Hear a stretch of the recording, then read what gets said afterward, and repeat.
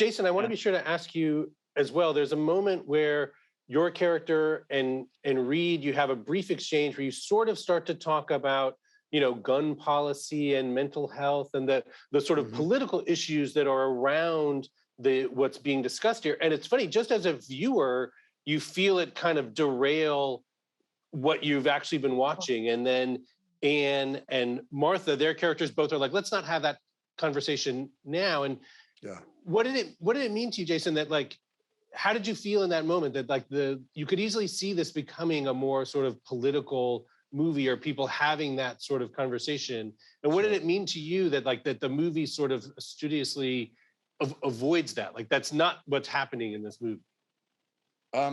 It's the reason I wanted to be in the film. It's not. It's. There's no part of it. There's any kind of political polemic. It's about the need for forgiveness, as a kind of human contact, and why it's so brilliantly written. The Jay, the character I play, is so convinced that the solution to the pain he feels is outside himself, in politics, in activism, in psychiatric definitions, in school policies, whatever it is, in his wife.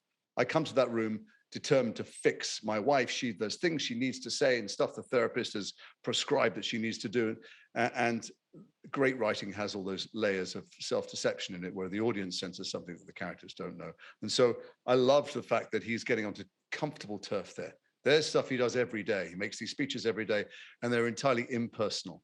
And, that's what's universal about this film and this story, that everybody knows everybody has this notion of people in the world who are to blame, terrible people who, whether it's the vaccine debate or it's politics, or in my country, it's Brexit or it's immigration, whatever it is.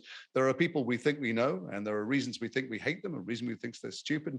And we're much more comfortable dealing in those abstracts than actually looking and talking to human beings and finding out who they are.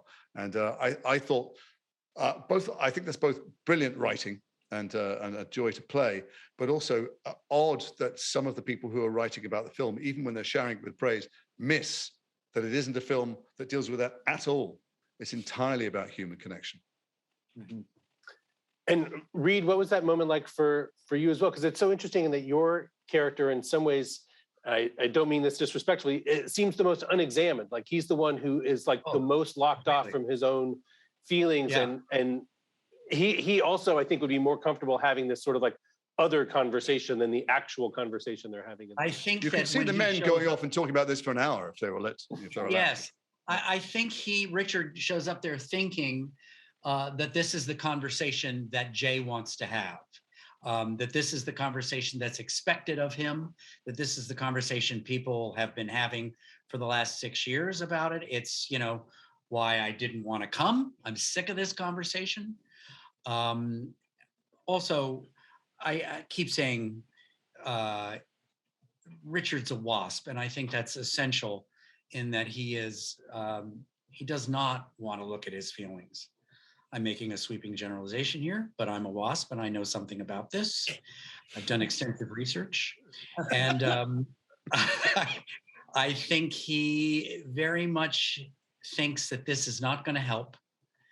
And he's been talked into it by the lawyers and the therapists and the whole thing. But I really find Richard the most tragic character because he is not leading anything like an examined life and is doomed to a life of despair and guilt and shame.